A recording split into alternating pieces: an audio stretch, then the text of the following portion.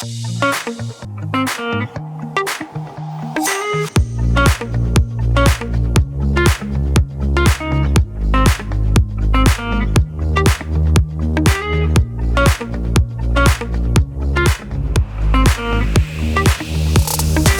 everybody, and welcome back to the Price to Sell podcast. We got the sign back today. Thank God. I feel like myself again. But as always, we have another spectacular guest today. I changed up the word. I always use incredible, but he's spectacular. We have Mr. Michael McDougall in the building. You said it right. See? I was waiting for you to. I was going to correct you again. Usually I will mess it up. It's all good. But I nailed it today. It's all good, Mark. Sorry. So this is Mark Campoli tuning in. Mr. Michael McDougall here is a lot of accolades, okay?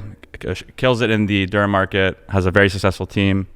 Been in the business about, 15 years now? 15, yeah. 15 in June, years? Yeah, 15 in June. That's awesome. Next month. Selling a home every 72 hours. That's a feat. That's cool. I saw you were number one in Canada for number of homes sold. We have been, in the past. That's incredible. Thanks, man. That's super. Thank you. And so, we're happy to have you, man. But I will let you introduce yourself now. Yeah. And tell everyone who Mr. Michael McDougall is. Yeah, so got into the business when I was 23. Actually dropped out of university to get into real estate. And honestly didn't know anything about business like prior to at all, right? Which I think a lot of young realtors, that's usually the same boat that they're in. Yeah.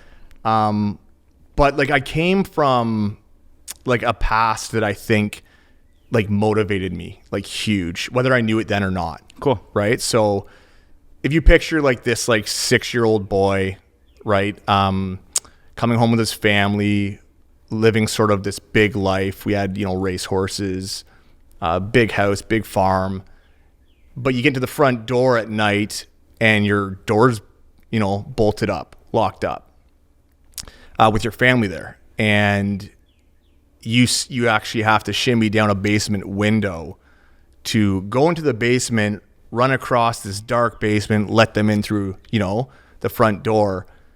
At a young age, like I knew that wasn't right? And when my mom finally got the courage to sort of leave, my dad, with 4 of her kids, that like literally has been my motivation, like ever since, is just to create a life for my family, for my kids that looks nothing like that. Wow. Yeah. Sorry, that's deep. No, that's, just to that's start amazing, off. Man. No, because I don't know if you just want me to throw out real estate numbers, but I'm just going back. No, let's go back. That's cool because I know, we talk about real estate as a business and all that stuff, but a lot of people, we're all humans at the end of the day. Yeah. We all have stories, right? I come from a story of my own. That's the reason I am the way I am. Yeah. So I'd love to. Yeah, I just think like when you have motivation like that, like, the last time I saw my dad, like he got arrested in front of me. That was the last time I saw him before he passed away. Which obviously, that's a sad story, no closure there. But when you have motivation like that out there to win, like no one's gonna beat you. Yeah. Like most guys, or girls, in real estate, or not most, but some, they're just looking to do that deal to make their, their payment on their Land Rover, right? When you have a different will to win, a different mindset, like those people will not beat me. Yeah. Right. And it's no offense to them. It's just, it's a bigger reason. Yeah. Right. So, and they might have that same reason. There's lots of people out there with, with stories like that. But like, that's always been my drive. It's not about, the fancy suits, cars, houses. I want all that someday. Some that I have, it's great, but there's so much more to it. And you know that, right? Just with what you're into too. There's so much more to life and success than those material things. For sure. Right. So that's just, like I was that shy kid, man. I went to like 8 different schools within 3 years, moved like 20 times. Super crazy anxiety being the new kid every day. Ashley, who's my office manager for now 10 years, she said like the other day to a past client of mine, who was my buddy's mom in high school, she's like, you were like that shy kid in high school. And I never, ever would have ever thought like you'd be doing this. And Ashley was there and she's like, he was like sort of head down, not a lot of confidence, but that's just because of like, past traumas, past upbringings. of who I was, right? I thank God I married, who I married because her dad was a dentist and fixed my top teeth, right? Because I was like no confidence, mouth closed, not smiling, crooked teeth, just, confidence in the mud at the time. And I'm still very much that person, like just very humble, like, on social, you'll see the person I am, like 100%. Yeah. Which is huge. Yeah. And I just, again, like the drive that I have just comes from like the life I've lived and doesn't come from like just because I see something cool on TV that inspires me that I want, right? It's like literally everything that I've been a part of in my life, right? And that's what I'm still figuring it out, right? Like I was gonna say I'm still young. I'm getting up there. I'm a lot older than you, but I'm still figuring it out now. But real estate's been an awesome business. I think it's just like even though I'm not a salesperson at all, but it's just been a great business to create an amazing community of people that we have on our team now. And like, we just cheer each other on. Yeah. And it's just such a positive vibe. So that's sort of who I am. That's like a 20-minute answer. Is this done now? Are we wrapping up now? Thank you for coming. This is Mark. This is Michael McDougall or Dougal. No, it's awesome. I love, like, you know how I am. We're very similar in these ways. And we spoke a little bit on the phone prior, but I do want to get into this regardless with you, because like I said, a lot of it's business on this. Totally. We do have some, they're always inspiring in a way. Awesome. No, man, all your guys' episodes have been amazing. Like great info, great content, like inspiring stuff. Yeah. So I want to start with that today. Yeah. Because, someone out there who might need a little pick me up or a little extra motivation for the week. Yeah. We're going to start off this pod with some motivation. So you and I are very into the mindfulness space, and mindset and all that. And I could see, I've only met you once at the Buzz conference, but it was just like hey, what's up? Nice to meet you finally. Yeah. You're much taller in real life, Yeah. But just through Instagram, like you said, you're like super authentic. So I can tell you have like those interests, and that's kind of the way you are from a mindset perspective. Yeah. We still never really talked about it. No. So yeah, I'd love to just learn a little bit more, like, totally. Why you carry these practices in life, like what kind of practice you have, like what, what's your day look like, what keeps you in your purpose, Yeah. It's changed a lot lately. Like I think with the pandemic, like everybody, like myself, you just got on this carousel and just kept working. Yeah. And like that's not healthy, right? To just be constantly just on the clock. But you almost didn't even know you were doing it because it was just like the business was so busy. And I just felt like it wasn't about the money. It was like people are asking for help. I want to help them, right? I want to assist them in their sales. This is a huge, investment on their side. I want to make sure they win. So you just kept doing it. So like my day-to-day practices have been a lot healthier this year, where it's just all about waking up more calm, right? Meditating right away, journaling right away before I start my day. And I end my day that way as well. Nice. So I meditate, like I sleep meditate. And I just try and practice mindfulness like throughout the day. Yeah. Right. Just positive thinking. Cause like your brain's just full of a lot of noise. For sure. Right. Like it can be just full of either negative thinking, competitiveness. Like I honestly, like you'll see, even if you look on my Instagram, I barely follow anybody. And I've always been like that because unless you're inspiring me or moving me forward, I just don't understand why I'd want to watch your journey if it's not doing anything for me. That might sound selfish. No, it makes sense. Yeah, you're clearing up space. Yeah, right. And so, and it's just, to me, it's noise. If it's something that isn't going to help me grow as a dad, a father, a friend, a brother, then I just don't even make space for it. So it's still a work in progress. Like, mindfulness is always a work in progress. It's always practicing. But I just started yoga as well, just because I just think it's like anything that just can sort of pause your mind a bit and like enter a space of calm is just like so healthy for you. Yeah. But it's like, it takes practice. Like I'm such a go-go person that I was like, when I started, I was like, this is like, I can't do this. Yeah. My mind's like racing like crazy. But as you practice it, man, and bring yourself back into it, it works. Yeah. Like 100%. Right. And you'll start like doing things throughout the day where you're like, wow, I did that at a different angle than I normally would have. I usually would have been the high strung Michael, like go. And I actually like was able to come out of that in a less stressful way. Yeah. Does that make sense? 100%. Yeah. It's just simple, like little cues into yourself. Totally. Like, okay, let me take a deep breath here, Yeah. things like that. Right? Or let me process this before Let me answering. just box breathe for a bit here before I enter this appointment, just to lower my stress levels and my heart rate. But it's true. It's little things like that where you're just like, wow, actually that felt better. Yeah. And I've just been so much more into like, like I'm a big believer in just like taking care of yourself. For sure. Right. So just healthier lifestyle, right? Like I have like a team like of real estate people. I have a team of people at home. And then I have a team of like, like chiropractor, physios, like naturopath, like I know all of them. Right. And like, it's just like, it feels better when you go at life that way. Yeah. I just feel like you're taking better care of yourself. For sure. Right.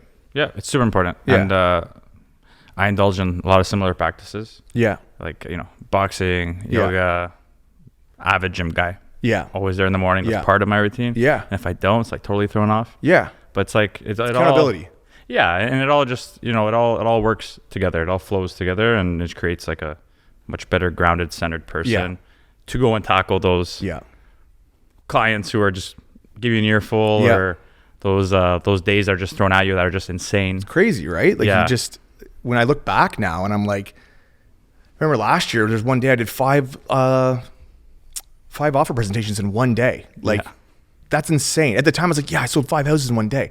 I would never do that now. Yeah. Like I was like, I remember I was a mess that day. And then I'm like, is that like the right person you want to be for each individual client? Yeah. When you're looking like, okay, I only have an hour left to do this. Like I got to get back to so true. Yeah. Right. So it's like slowing things down. Yes, the business can get super busy, but that's why you have the right people in place to leverage. For sure. Right. It doesn't all have to be you. Yep. Right. And that's why we have the team we have. No, it's so important. Yeah. It's like we talked about earlier, like what I'm trying to build right now too. Yeah. For that work-life balance. Yeah. 100%. And in this business, it's so fight or flight all the time. Big time. And if you're not conscious of like, okay, it's time to step back from my health now. Yeah. And start like making copies of myself. Yeah. You just burn out. Yeah. Or even like I was talking with Cash on the right end, even the freeze state, right? The fight or flight or freeze, where you're sort of just in this state of like, this is just how it is. And it's like, okay, I just go on 4 listing appointments a day. Yeah. And it's like, whoa, wait, when you step back from that, you're like, that's like, what are you doing to your brain? Yeah. Right. Real. You're just on repeat every day. Yeah. And then you start wondering, what am I doing this for? So, I love it because now I can build success and empower people around me. That's the and thing. Inspire them. And like I am so pumped when I see team members succeed. Yeah. Like that is more fulfilling for me than like anything work related. Yeah. Right. My wife would have killed me there if I said anything. That is so much more fulfilling for me at work than anything in the world. No. But you got got the qualities of a true leader, because like you're giving off this energy and your team will feed off that. If you're like this, just like flighty person all the time and like stressed out and like you're showing up late or like all these things going on, your team is just going to like get that. Right. So totally. You're able to, by doing all this work, you're able to like ground yourself before everyone else around you. Yeah. They all can feed off of it. Yeah. And that equals a successful result. It's true, man. Yeah. I love it. Thanks. You're welcome, man. Any tips for like someone out there who's like super flighty or trying to figure out like, how to like, what's a technique or something you use to like calm yourself down through? Oh man. Like for start, I'd say just take a step back first and like try and like almost be like almost like an outer body experience and look at yourself. Yeah. And just sort of like look at what your day looks like. And like, is that something you want to continue? And if it is, then hey, that's awesome. That's like who you are at that moment. And there's been lots of Michael McDougalls along the way. I know that sounds like crazy and I have like split personalities. I don't, but like that's just growing as a person. So I think just take a step back, look at who you are, and then figure out, is that who I want to be? If it isn't, then you got to start making changes. Yeah. Right. And maybe sometimes it is just taking a step back, breathing a bit. Maybe your systems are off and you got to like, and maybe you're not good at writing systems. So you got to actually adapt somebody in your office, like an Ashley, that's mine, that has written all my systems. Right. And then you can start living the life maybe you want to live, or running the business you want to live that you think other people will appreciate, because you're not going to build a team, man, if no one respects your business. For sure. No one's going to come work for you. Or if they do, they'll figure out very quickly, this business has no value for me. Yeah. Right. And then they're gone. Yeah. Right. And I know like our team has tremendous value, not even because of the leads. That should be the last reason. Like I want someone on my team. It's because of like the community that we've built, the support that we have within our team. That's why people stay. Yeah. And it proves it. Anyone that has left the team or was told to leave, like their numbers aren't, where the numbers that people on our team are at. Yeah. So there's value there within it. And it does something to them. The ones that are on our team, it just like that whole team atmosphere like pushes and motivates them and holds them accountable. Yeah, right? Definitely. Yeah. I love just looking at you guys online, like the whole culture, yeah, the whole vibe. You guys are just, it just seems like such a fun place to be in. And I want to segue into your team now. Yeah. So now we're going to go businessy. Yeah, that's fine. Okay. I'm good, man. Hope you guys are all pumped. We just pumped this shit. I know. Did I bring it down? I just brought everyone down. Everyone shut it off after 10 minutes. No, man. Man, I'm depressed now. Everyone's all like goosebumpy right now for sure. On their drive, biggest smile on their face. Yeah. They're all box breathing at the red light currently. So they're all meditating right now listening to this. While driving. Yeah. On the 407. Yeah. So when it comes to building a successful team, what would you say? Like, where does one start? I'm a big believer that like the admin position is where you need to start. Yeah. I know some people that have followed a model where they'll get like a buyer's agent or a showing assistant. I just believe you need to have a structure in your business before you grow. Yes. And so I'm a huge believer that it needs to be admin. Now this is different in different like cities too. Yeah. Right. But for Durham region where I was at, admin is where it had to start. Mm-hmm. Needs to be somebody that honestly, man, you can like literally leave the country and trust with your business. For sure. So it needs to be based on trust, honesty, work ethic, like 100%. Yeah. If you don't feel good leaving the country for a trip and shutting your phone off and leaving it in that person's hands, they're not the right person for the job. Yeah. Right. So that's where you need to start because really what's going to happen is you're going to write down every job that you're not capable of doing. Like I'm very, very bad at admin work. So you got to write down every single job that you're not capable of doing and you hand that off to them. Yeah. And so you make sure that whoever you're hiring, like they're good at those things. Yes. Right. And they're not even good. They're great at those things. Yeah. You pay them more than normal because you want above average. For sure. Right. So you don't call me and call the people, say, what's the average pay? Well, you're looking for someone who's average or less than. Mm-hmm. Right. So somebody who's great in that role and is going to specialize in that role and grow it for your business. And like that should double your business right away. Not right away, but that position will double your business. Yeah. And then you grow from there, right? You're going to get busy enough that now you need other arms and legs, right? So now you're going to hire people and you're going to try and train them into not necessarily who I am, but the work ethic that I have, the way I built my business. I want that to be a reflection to them. Of course. Right? So Bailey and Bobby. Of your brand. Yeah. Yeah. Bailey and Bobby are those agents on our team and absolutely crushing it right now. And I can feel 1,000% confident leaving an amazing past client in their hands. Yes. And not feel like, oh, are they going to say this? Like, I would have done this. I would have said this during negotiations. I would have complimented them on this. I already know, man, they're a reflection of me.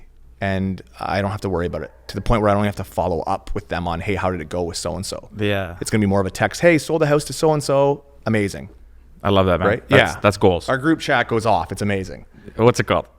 It's just McDougall team, our group chat, right? It's nothing special, but it just goes off in like gifts and everyone's cheering each other on when there's a sale or even just like, I don't know, events that we go to, just like fashion, right? That we're going to wear. It's just honestly fun. I guess we got to change the name though, because the McDougall team isn't very fun, or McDougall team isn't very. Call him Mark McDougall.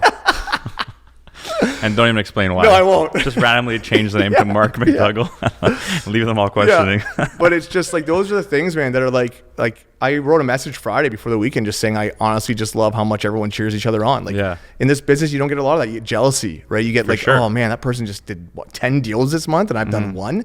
Like there's usually resentment there. Like, why is she getting more deals than me? Or why am I getting more? It's just a different, our team's just different. That comes back to mindset though too, because a lot of realtors are just sit there and compare themselves all day. I've had them. Right? Yeah. And that's so like detrimental to everything for them. Yeah. And it's toxic. Their life. So toxic. It is, man. And again, it's nothing against them. That's just how they are. Yeah. But again, it's not practicing the way you need to, like you said, that mindful, like practice. Yeah. Right? You're too worried about the what if and what is. Yeah. Right? Yeah. Which you get caught up in that and that will ruin you. For sure. In this business. Yeah, it's unfortunate. And like even myself, I just very active on socials. Yeah. But I don't really I'm not really scrolling through the feed as much. Yeah, you know, same. I feel like I should more because I'd love to support. I do. I know, and but I sometimes get it. I'll just like I post my thing, you know, and I'm out. Yeah. You know, because I also don't like to spend too much time on there. But you also, so then you just know where your threshold is, right? Yeah. Like it's very important to like stay below that threshold. You don't want to go over it, burn yourself out with everything you're doing, because then it takes a while to come back down. For sure. Right? So like, I respect that. You know, some days I don't need to be on it all day. Yeah. And maybe you're still making a post for your own business, but it doesn't necessarily mean you got to comment on everybody's. For sure. And then maybe one day you will spend more time on it. Yeah. So it just depends on where you're at that day. Yeah, which I respect that. I think that's why you are who you are, right? And you can feel good and not be like trying to do everything. Yeah. Right? Yeah. So Just being conscious of that and Yeah. awareness is key. yeah. So you kill it in the Durham game. So in terms of like lead gen, for example, are you prospecting? Do you have the team prospecting? Like what's your main source? How are you gaining your business? You said last year you did 200 listing appointments? 200 listing appointments last year, like Is in-house that- appointments. Is that referrals or is that cold leads? Like how do you work it? 65% are past client referrals, Yep. right? Like sphere of influence. 15% roughly was social media leads. Cool. Really though, honestly, I think social media leads is probably more, because I think some of those past client leads, as much as we touch them every week, I think if they didn't see us on social every day, they wouldn't refer us because it's top of mind. So I actually think our social game referrals is probably like 25%. It's just a hard thing to track when Yes. people are like your past clients. You put them in as past client. For sure. So pretty much almost all of our business comes from community support, social media, and our database that we like lead gen our database, right? So touch base with them, keep them top of mind, connect with them. Like we build a relationship with them. For sure. Right? So every week they get something from us. Cassius sends something out every Friday. Is that an email? That's through email. Nice. We send out like personalized birthday Very messages as well, right? Cool. We used to hold like 4 events a year too before the pandemic. So that was that in-person chance to get to see them again. Yep. And just like spoil them, right? Yeah. We rent out movie theaters, parks, do a movie in the park. I don't know, petting zoo stuff, like just like anything focused around family, right? But 65 to 70% of our business year over year is our database, which is awesome. That's where you want to get it, right? You want to be able to pull back on some marketing and stuff Yeah. in the future and rely on like you've done a good job with your past clients. And how did I think that it's so important to have those touch points, because a lot of people do the deal and then they're done, right? Tons, yeah. They forget, and then those clients are potentially gone to someone else, like a Michael McDougall. Yeah, you know? they just don't have the system set up to like keep in touch with them. So they're just like scattered and on to the next deal. And by the time they've done 3 years of that, they're like, oh my gosh, like I've run into so many realtors that are like, I don't even have a database set up yet. Yeah. And I'm just like, dude, you've been in business for like 5 years. Like they're not, the stats prove they're probably not coming back to you. For sure. If you do not pay attention to them. And not that they didn't like you, they just, everyone and their brother and sister has a real estate license. So they just bump into someone else with a license at the right time. You know, they're eating their Frosted Flakes and a real estate license falls out of the box. Yeah, And it's just like, it's like, okay, they're going to use that next person they bump into, man, if they're good, because there's amazing agents out there that are really well scripted and can pull them along. Yeah. Got to keep in touch with your database. Number one, like that is like treat them like gold. Yeah. And all your VIPs, like we give these wicked boxes away. That sounded terrible, wicked boxes away, but nice celebrating boxes with Colored wine, cardboard. Yetis. Yeah. You know, on referrals, right? And like, you know, gift cards and all those like awesome things that are actual like things I know they want to use, right? Yeah. And we just treat them really well because we so respect them saying our name to people. Yes. Like to me, that's like the best. Yeah. So important. That's very good business, man. Yeah, Very good and a business. lot of people are just like, oh yeah, but you do so many deals, does it sort of get old? It's like, no, man, each single referral, I don't care what the value of that is. Yeah. Like you get treated the exact same, right? Because that person's investment is probably still their biggest investment, whether it's 500,000 or 1.5. Yeah. That person, that's probably still their biggest investment. So we should be giving 150% on Agreed. all of our services, Yeah. right? I agree. But yeah. I like that, man. Well, because some Very- people are like, it sets you depends on apart. your price point. If you're a $3 million listing, I'm going to do this for you. If you're $1 million, I'm not going to stay. It's like, no, you get it all with us every time. And I think the people that refer love that because they know he's not going to change his system up because, you know, that house is 500,000. Yeah. I know that price point doesn't exist around here in Toronto, maybe some condos. Yeah. But like it did for us couple years ago till it changed, right? Yeah. So it's like you get everything, full service every time. And it's good, the equality, right? Yeah. That's important. Yeah. It's that feel good. Yeah. For sure. 100%. So you were born and raised in Oshawa? Yeah. Are you specific? Is your business strictly Oshawa or Durham, or? We do Durham. 50% is probably Oshawa just because of the network we've built there, but do lots from like Pickering to Bowmanville, even further out. So without being biased, what's your favorite part of Durham? Oh, it's so hard to choose. Let's say we're just talking about this on the way down. We hit Toronto. We're like, how nice is Toronto? There's so much to do here. We're like, it's so hard to find things to do in Durham. Yeah. Not that I'm bashing Durham, but I'm just gonna say Oshawa because I'm born and raised there, and my office is there. Our satellite office is there, so that's the best way to put it. And in terms of like investment wise, let's say someone out there, because Durham's a great spot. Yeah, it's grown that reputation and it blew up, man. Over the pandemic, it blew up. So, what would be like a good up and coming spot in Durham, maybe to focus in for, let's say, a younger family, someone may either get into the market investment wise, or just trying to start out? I think if you get into like some pre-construction condos, like we don't do pre-construction because it just doesn't really exist much in Durham, but there is more condos coming, like to the Whippy area, Pickering. Those I think are great spots because like that's gonna be ultimately like first time buyers are gonna be pushed into like those purchases. Yes, because the detached homes in Oshawa, Durham, anywhere have just like exploded in price and they're not affordable anymore. Yeah. So I think if you're coming into the market at all, even investment wise, grabbing a condo I think would be great. Even something that you could flip into a duplex, a legal duplex, that you could still be getting for 800 or under and still like do a ton of work to it. Are they cash flow positive? They're cash flow positive. The rents are really good right now because those blew up too. So I'd say like anything like that, that's why those micro markets are still really good right now. Like anything we list that's like $599 can still get into the 8s on offer nights because if you crunch the numbers, they still make sense. For sure. Right. So I think that those, type of, that type of real estate is still a good investment. Anything over $1 million right now in the Durham region, like it's having a tougher time on the market just because there's so much more competition. Yeah. Interest rate hikes.